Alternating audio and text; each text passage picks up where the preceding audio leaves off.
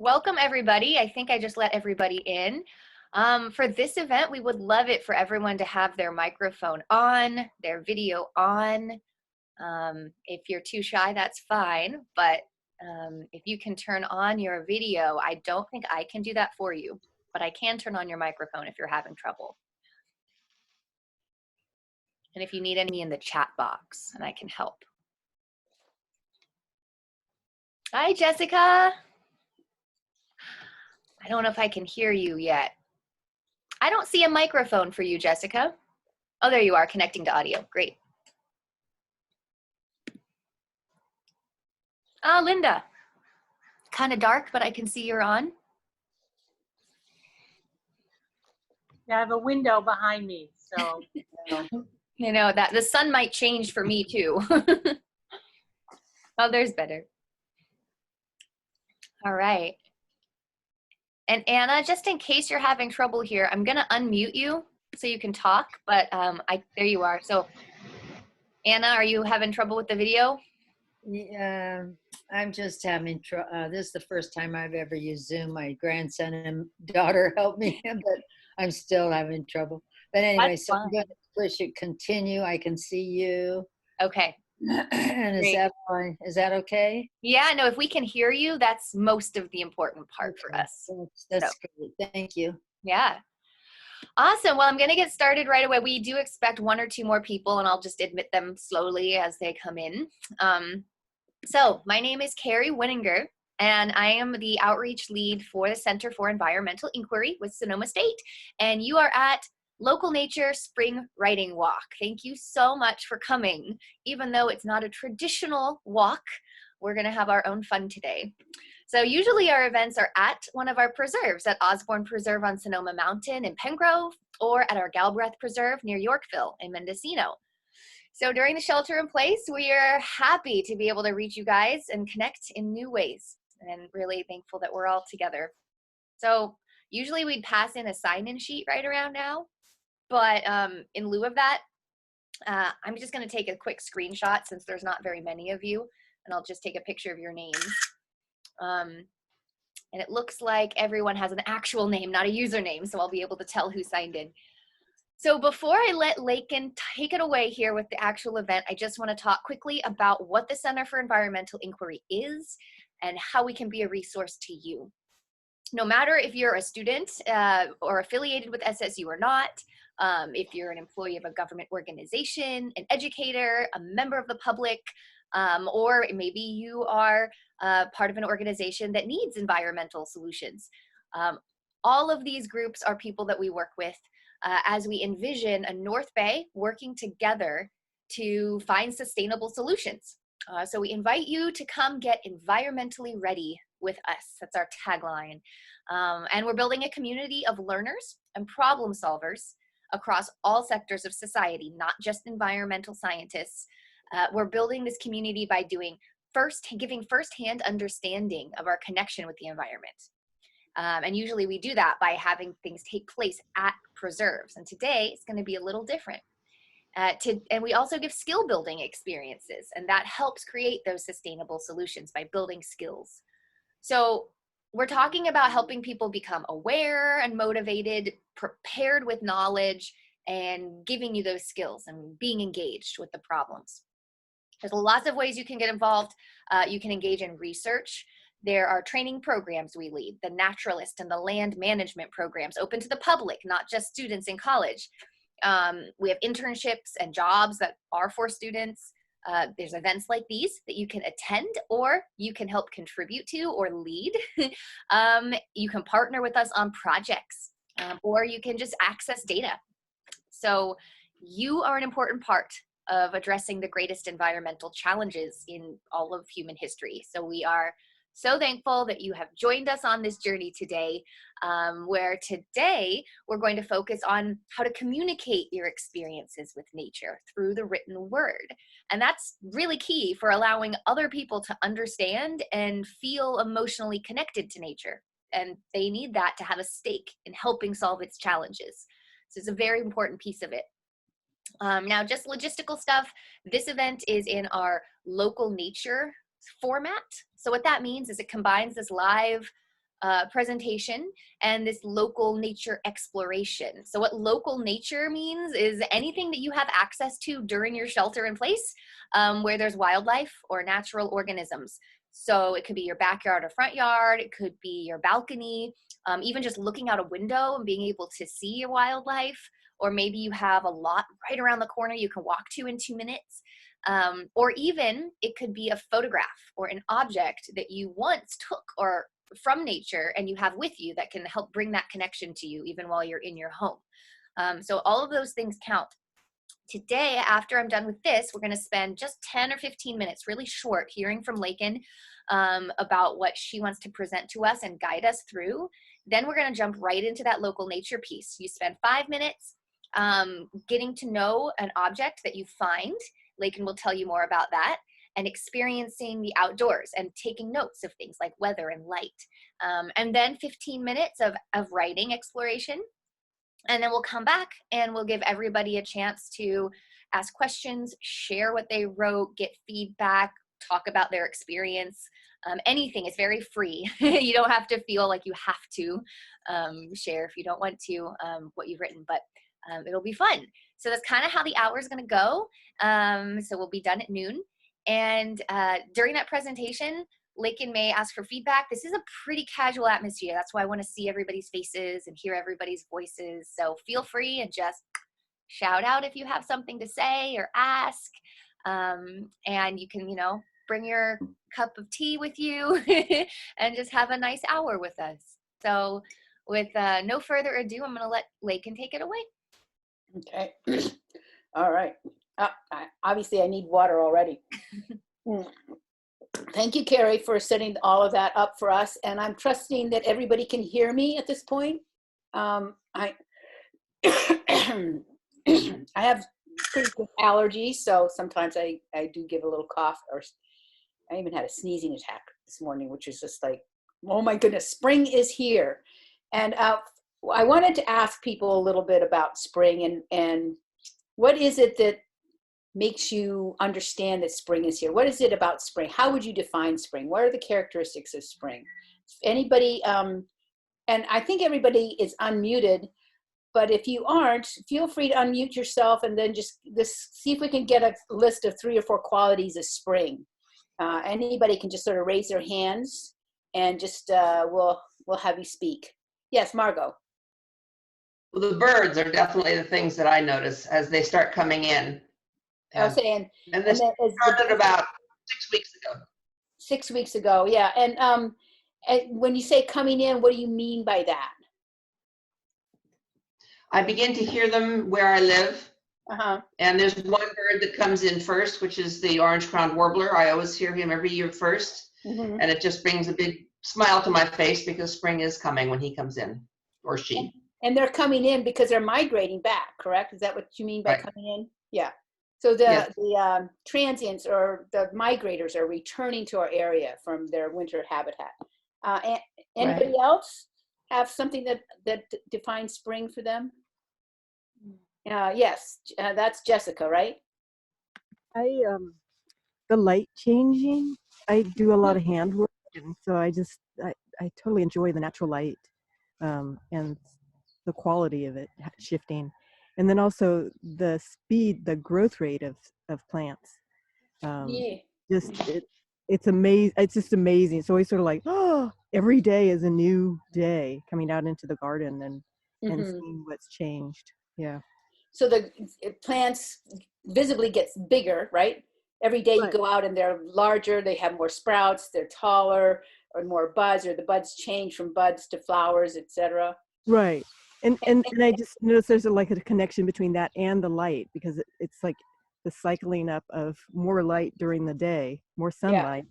And does the quality of the light change as well? To me, it does. Yeah. And how would you describe that? Gosh. I mean, mentally, I experience it as clarity, but it's just like this clarity, sort of popping. A vividness of being able to see details. Mm-hmm. Yeah, and I think particularly this spring, it seems like the air has been clearer, right? to me anyway. Definitely. Yeah, Yes. definitely. So Anna or Linda, how would you define, what makes you think it's spring? How do you perceive spring? I would like to share my passion with wildflowers. Okay.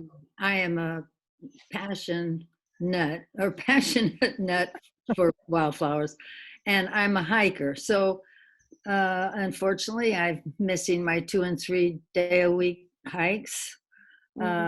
Just a few things around the property here, and the limited amount of wildflowers. But that is my big association with spring. Spring is the most beautiful time of the year. It's the most awakening time of the year. It's the most precious time Yeah. for me. Anyway, so it's renewal. Also, we start another life or another year. And what colors do you associate with spring? Pink, yellow, blue, and lavender. Yeah. All the what we call Easter colors, right? Pink, yellow, lavender. Yes, all the pastels. And then sometimes you could have these bright, something really bright. I'm trying to think of the California Poppies? Yes, that one specifically, because that one has been my childhood love. I was raised in the Sacramento Valley, and we had just lots of that. So yeah, oranges are and the orange stands in stark contrast, right, to the yellows and the lavenders. It really creates quite a dynamic. And so we haven't heard from Anna, correct? No, Linda. We just heard from Anna. Linda. Yeah. Is there something that defines spring to you, how you know it's spring? Well, for me, it's an opening. If there was one word I would use, it's opening. Everything, the light is more open and bright. The flowers and plants are beginning to open to the sunlight and to the world. Everything everyone said, it really, for me, is the beginning of the new year rather than January. It's now. Oh, absolutely.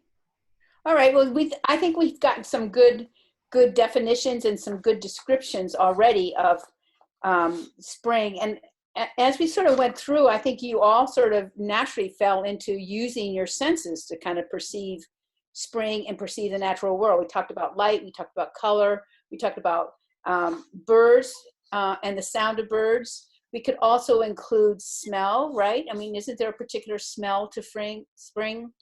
I'm thinking of, sometimes it's muddier, it's damper, but it's also, there's the smell of the flowers, right? There's this richness involved in spring, particularly if you go out and dig in your garden and you actually smell the dirt, how this dirt kind of smells fresher, I think, as you kind of invigorate it with air.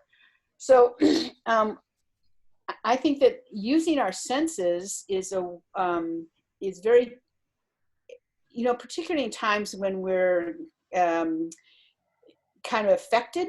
I think that our senses help ground us and bring us back into the natural world, because that is how we perceive the world. Our brain is a sensory organism,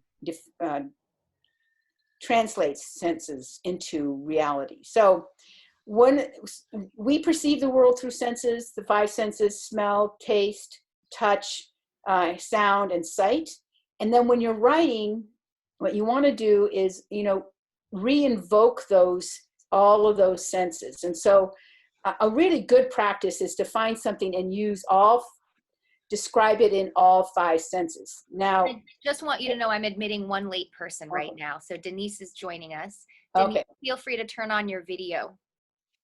Okay. So what we want to do in what we're going to, our experiment here, our writing practice, is to use our 5 senses to describe the world, engage all 5 senses, and to make notes about them. Now, the one that's kind of a caveat is taste. I'm not advocating for you to go out and lick the rocks or taste the flowers or anything like that, because I have no idea what you guys are going to be looking at. So if, when in doubt, just imagine what the taste might be. Like something that's kind of nice, white, like a shell or something like this. You sort of imagine it might taste salty. I'm not going to actually taste it, but I can imagine that there should be salt on it. Or I can imagine that it tastes like mint, like candy mints, right? Because some of it is the shape and some of it is the look of it. So you can use that. You can use your imagination particularly in the sense of taste. So any questions here before we get into the actual practice? We're welcoming Denise here. Hello, Denise. Hello. How are you doing? Good. How are you? Good. Well, we just finished up a little discussion about spring and how we perceive it, and now we're going to have our little writing exercise. I don't want to be too. All 5 of our senses. Right. So, what I would like you to do is, can everybody get outside for a minute or two, or get close to the outside? Yes. Yeah. Okay. If that's possible, what I'm going to have you do is go out into the world and spend like a minute or two kind of noting the quality of the day, the quality of the light, what you smell, what you hear, what you feel, and just take notes for about 2 or 3 minutes about the quality of the day, kind of your location and your setting. And then I want you to find an object. It could be a flower like this. It could be, you could have a shell sitting out on your window ledge or in your ornamental pots, or just as part of your environment. It could be a rock. It could be anything. It could be, it would be nice if it's an object that you could hold, but if you're, Adam, if you have birds that fly around, you could make a bird be kind of your object and, describe a particular bird, particularly if you can look at it for a long time. So you're going to spend a couple minutes noting the quality of the day, and then you're going to get an object, and you're going to use an object and write about it in all 5 senses. Make sense here? So you're going to create a setting with your location, and then you're going to also have an object that you're going to use to describe in all 5 senses. So, you're going to talk about the quality of, is it smooth? Is it rough? Right? Is it layered? Etc. Is this making sense here? Yeah. Okay, so then you're going to take those notes, and then as you follow that into writing, and this is up to you now. You can come back to your writing where you're sitting now and write, or you can continue writing wherever you are out in the world. Like if you can go sit out. I see Carrie's out in her garden. So she has a nice enviable spot to write. And it looks like Jessica is also outside. So, you can sit there and write as well. And then the second part of, or maybe you might want to call it the third part of this writing exercise, is as you're writing about the quality of the day, the description of your object, allow yourself to follow the memories or associations or thoughts. Allow them to bubble up and come to your piece. And that's going to be kind of the way, kind of what you pull out of this, or where it takes you. Allow it to take you somewhere. Is that making sense? Mm-hmm. So you're going to start in the tangible, solid world. You're going to create a description. You're going to create a setting, and then you're going to allow it to take you somewhere. Then we're going to have about 20 minutes for this exercise. So rather than, I'm going to give you all about 20 minutes to do this. We're going to come back. So 11:20 now. We'll come back at 11:40, maybe 11:45 at the latest, and then we'll share some aspect of what you're writing. You could share. We'll have about 3 minutes for each person to share. So you might be able to read part of what you wrote. You could talk a little bit about what you discovered, and we can share for about 10 minutes, and then we're going to turn it back to Carrie. Is that making sense to everybody? Yeah, sounds great. All right, so everybody. I have a quick question. I'm sorry, Lakin, just because this isn't my normal activity. So Okay. when we're writing, the type of writing, I know that we talked about short nature Mhm. essays. Mhm. So this doesn't have any particular form. It's just like if it were me, I might be writing kind of like a journal entry about this object or Mhm. something. Is that Yeah, it can follow any form that you want it to do. It can be like a little mini essay. You could change it into or you can translate it into a poem. It could become a poem. It could become a haiku, however you want to do it. But for this part of it, we're talking, you probably have enough time to create the notes and follow it into something, and you may or may not have time to develop it into something further. But if, some people go into poetry right away, that's fine. Or a poem right away. all right? Thank you. Does that answer questions? Is everybody good to go? Yeah. You can disappear. You don't have to take your device with you. But, be sure to reactivate your camera when you come back. And I'll have All right, my guys. audio on, so if anyone comes back with any questions or needs, I'll be here to listen Yeah, to it. I'll be on my camera here too. Sounds great. All right. Go have fun. Lakin, I have one question. Yeah. Does it work to do this with something? There was something I saw this morning that made a big impression on me that's not there anymore. Okay. So I'm just working from my memory of it, which was fairly detailed, but does that just get in the way or? Well, why don't you see how much you can remember? I mean, if it really made an impression and you can get 4 out of 5 senses out of it, that would be fine. Okay. Because if something's made a big impression, you probably will remember what it sounded like, what it felt like, what it looked like, right? And it's pretty recent. That would be fine. I mean, in normal circumstances, we would be doing this on a walk and everybody would be picking up the objects that we found on our walk, but we're not under those kind of circumstances. So I'm open to whatever works for you guys. Okay, go. I'm going to put, Carrie, we should probably mute people and let them go do what they're going to do. Everybody, you can unmute yourself if you have something to say, but it'll just help with background noise. So I'll mute everybody. Cool. Thank you. Okay, so I think I'm gonna.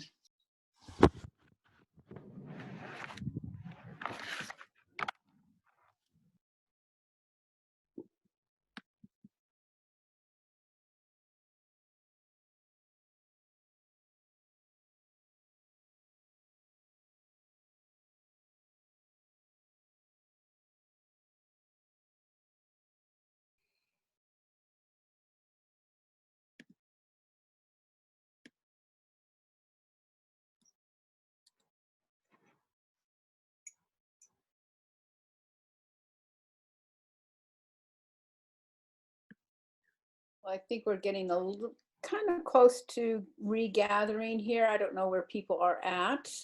I see Linda has returned. And there's Denise and Margot is here. Feel free to unmute yourself as you return. So we know that we are sort of back.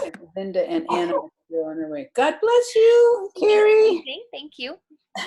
I did the same. I'm outside right now.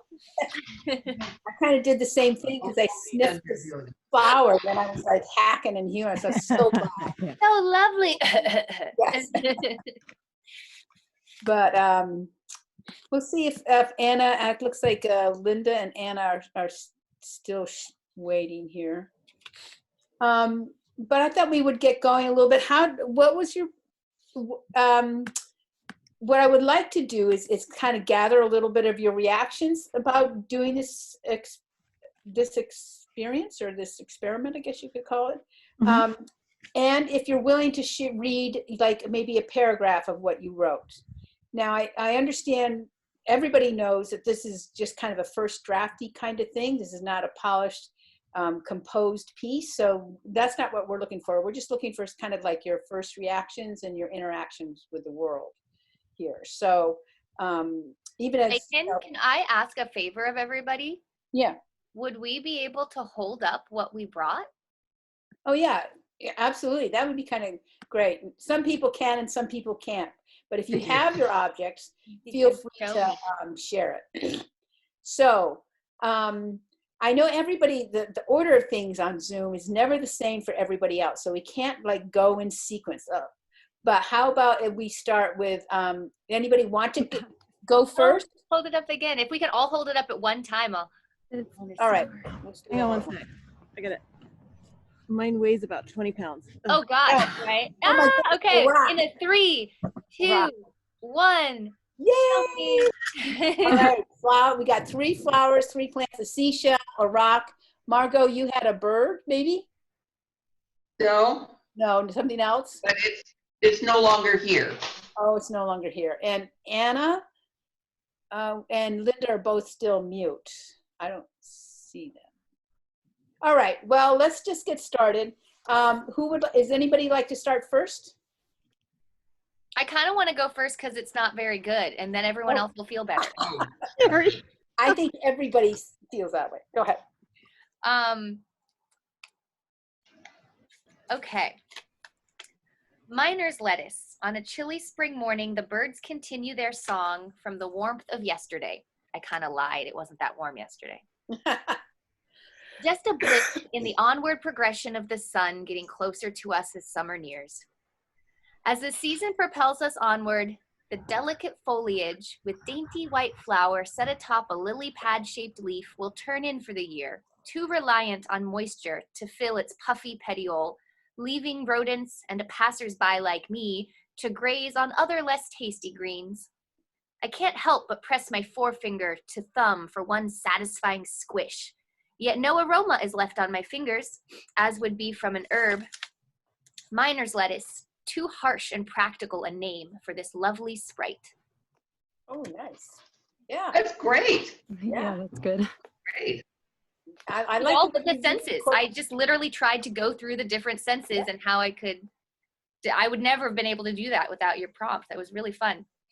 Well, it really evokes that kind of that particular little, everybody now, you know, we saw your miner's lettuce, but even if we didn't see it, you know, you evoked the image of it, at least for me. I mean, because it's always around here. So I thought it was well, and I like the progression of the senses.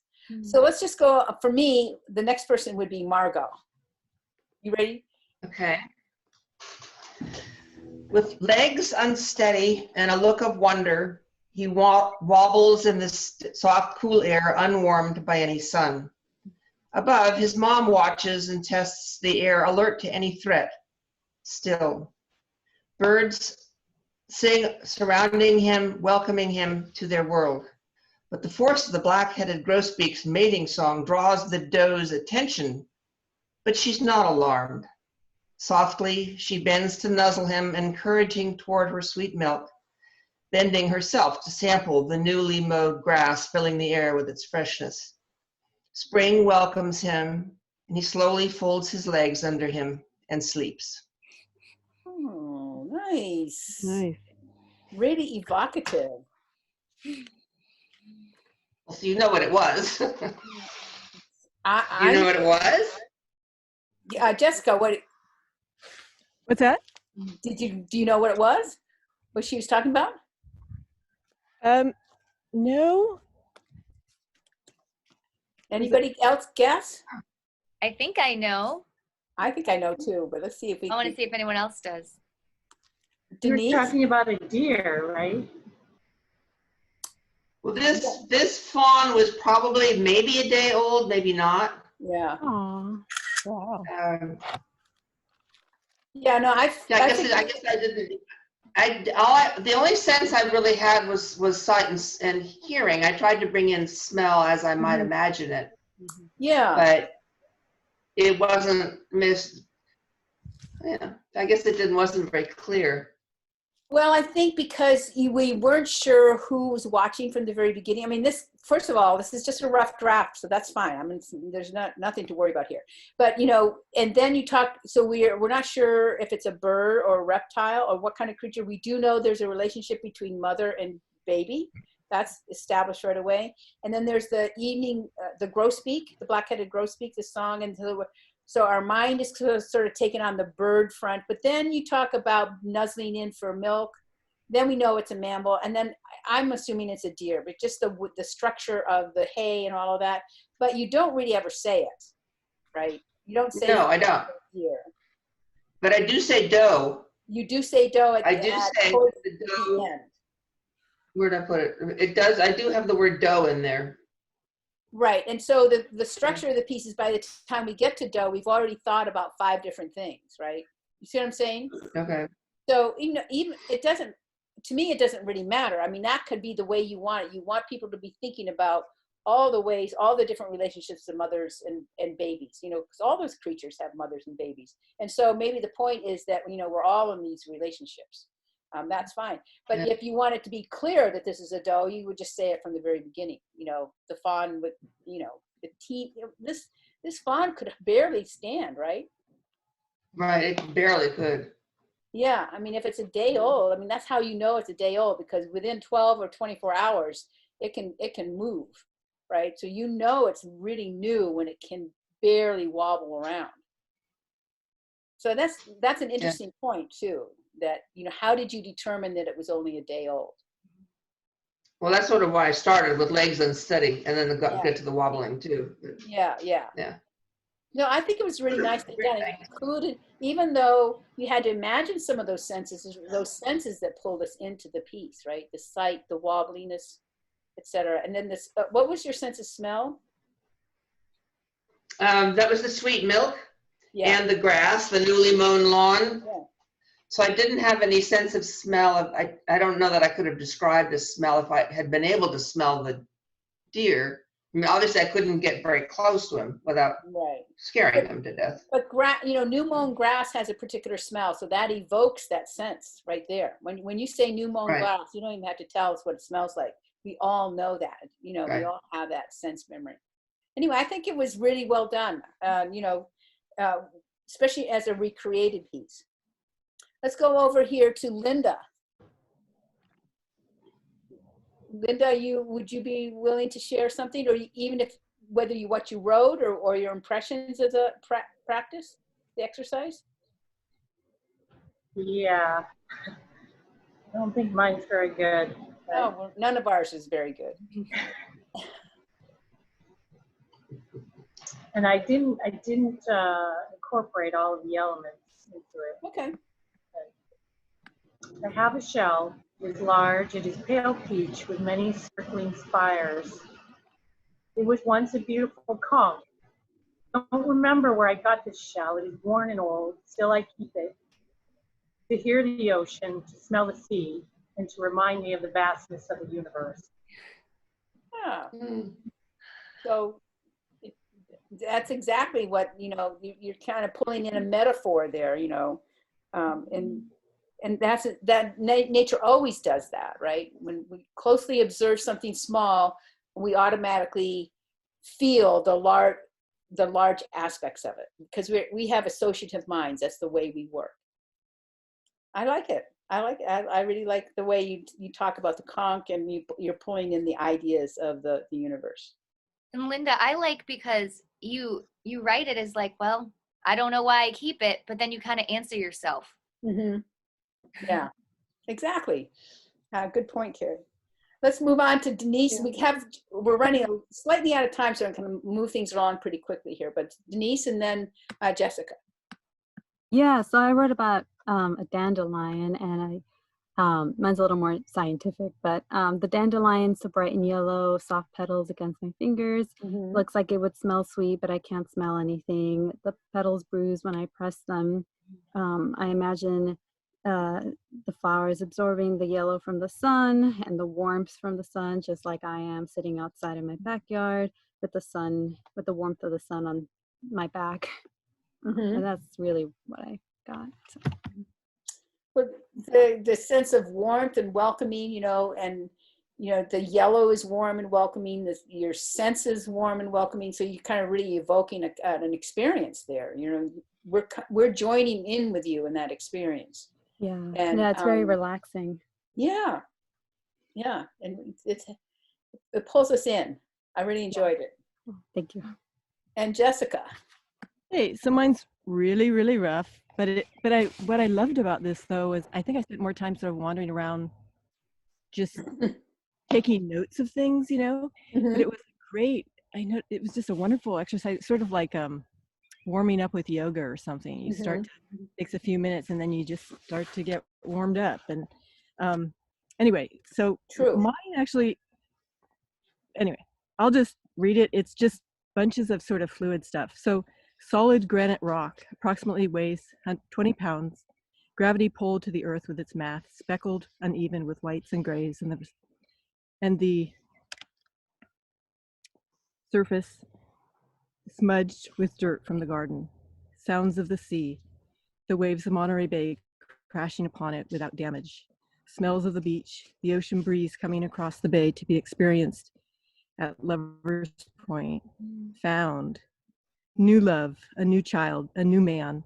Will this work? This needs to work. Promise to self. To not end up like mom. But now. But how? How is that up so bad? Alone on one's path, can I ask for more? Hard but rough surface. With age and experience, I hear a clear sense of boundaries. A beginning and an end to rock. Oh, nice. Yeah. So the idea is there is sort of connecting to some memories of when I collected the rock, 30 years ago. And anyway. Nicely done. I like that. And you, the way you sort of weave in all the sensory, it balanced with memory, balanced with aspirations, even though those aspirations are from long ago, they're still kind of embedded in that rock. Right. They're attached in some way to that rock. Right. So I thought that was really, even though you feel it's rough and it's just a bunch of notes, they still had this poetic quality of going back, of association. And I can see that being a really lovely little poem, or a long poem actually, because it's covering a span of time. Yeah. And of course rocks have such gravitas. I mean, I don't know about you, but I wherever I go, I get rocks. It's just inevitable. I mean, I know. I almost didn't write about it because it's like, I think it's illegal now to collect rocks. It was like 30 years ago, and I'm just like, I mean, more than 30, and I'm like, even then it was probably not legal, Yeah. Anyway. So Anna, are you here and are you willing to share? Can you hear me?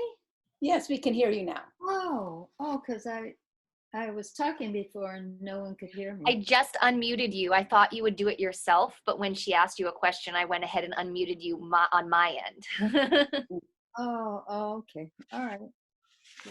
Yeah. Well, I did two things because I didn't know if I really understood everything.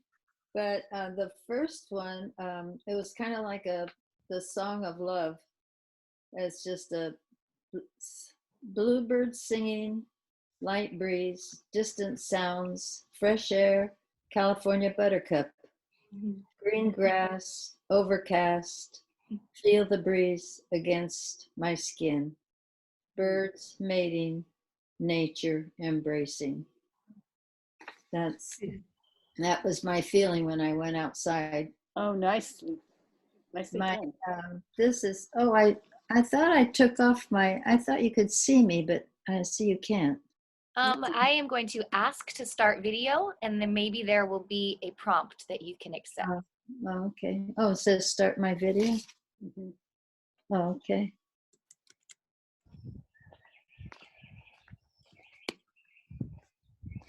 There we go. Found you. Okay, so this is what I picked up. Oh, nice.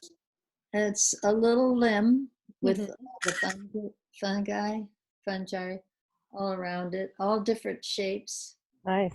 And that is what I wrote about. And it's not really a writing, it's just thoughts. It smells like nature, an outside smell. Many features, uneven and never duplicated. Light green is the color, bumpy is the feel. Some little particles look like ferns. Some bigger particles look like something from the sea. Dry and brittle, some little pieces fall off when I touch it. I only see the limb when I rotate the limb, hiding inside. Oh, nice. I like that. Well, thank you. It was just really just description, Mel. Yeah, but you know, it's kind of arranged. Both pieces have this real sense of poetry to them, right? They have that compressed language, focused look to them. You know, we're just paying strict attention to what's right there, and yet you pull in, you know, an evocation of experience into it. And I like particularly the one. Is that lichen on that limb? Lichen. Oh, that's probably, yeah. Yeah. Lichen. That's what it is. And they are. I mean, they sort of just kind of. You look at them, you go like they look monochromatic. They're just green on a piece of twig or something. But the closer you look, the more you see. I mean, there's a very complex structure there. They are. And so, and nothing is duplicated. You cannot find two things look alike. Yeah. No, it's very complex. They're Actually. not like leaves. Yeah. No. Really nicely done. I think everybody really sort of went out and really did exactly what. So now that I'm unmuted, I want to tell everybody that I really enjoyed your reading. Really great. Oh, okay.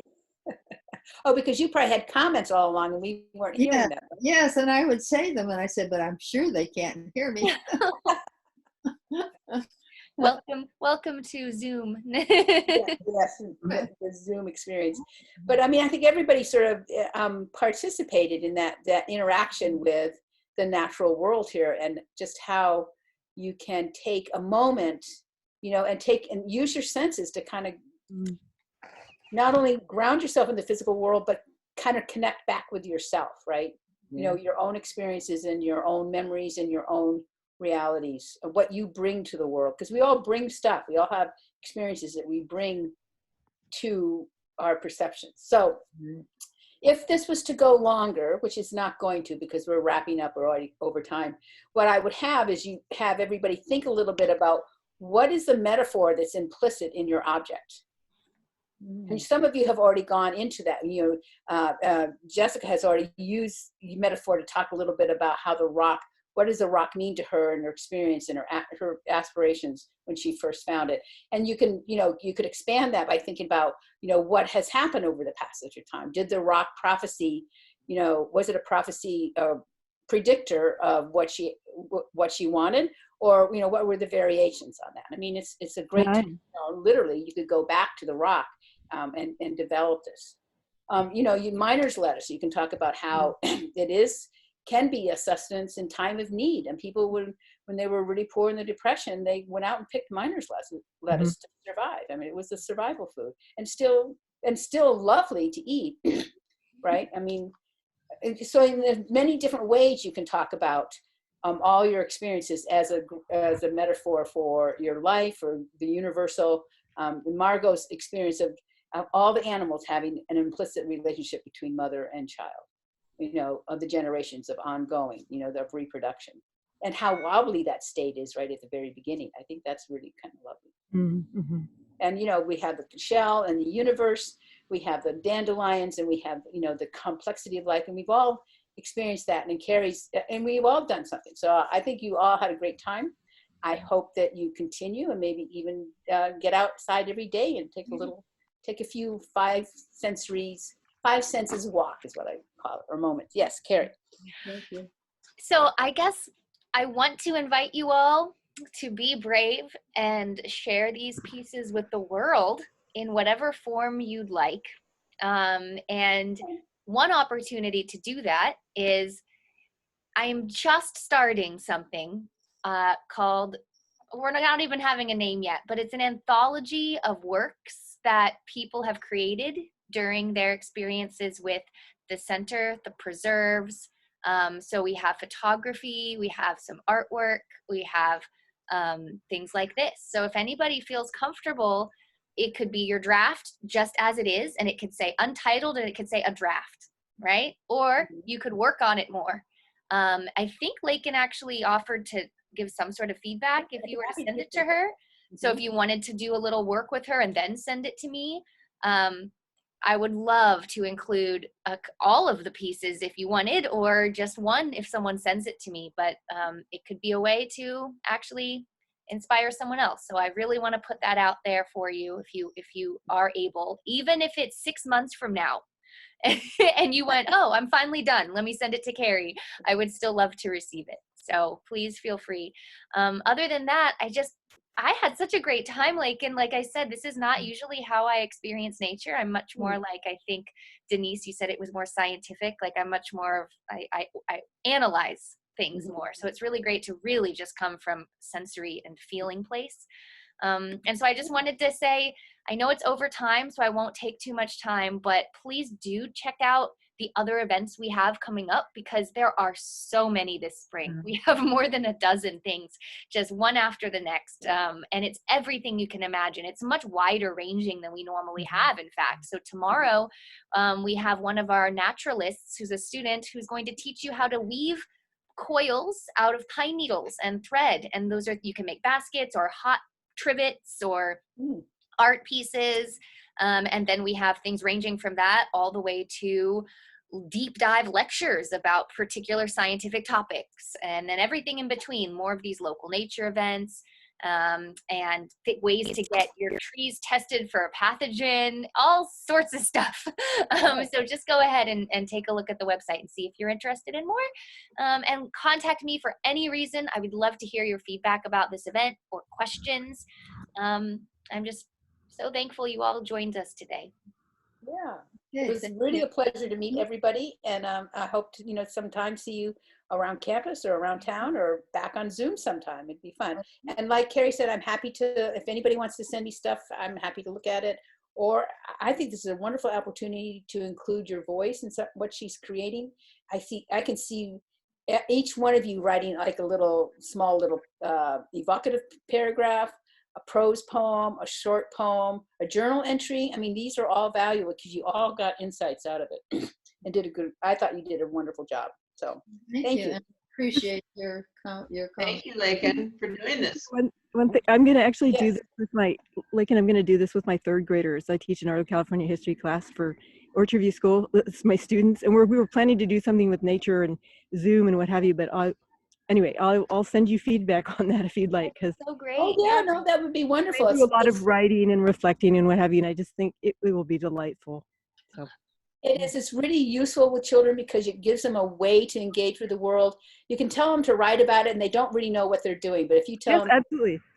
But it's beautiful. Yes, it will take off. Yeah, and Carrie, also I pushed all that info out to Orchard View School, so great. All those classes and stuff. Yeah. Oh, thank you for doing that. Well, thank you very much. Everybody's faces. Thank you, Lakin. Thank you. Thank you, Lakin. Thank you. Take care. Bye. Thank you. Thank you for all your writing and your enjoyment. Thank you. I am going to Okay. stay on the meeting just to talk with Margot and Lakin a little bit. You guys can feel free and hang out, or else go ahead and just leave the meeting. Okay, thank you. Okay, thank you. Take care. All right. Bye-bye.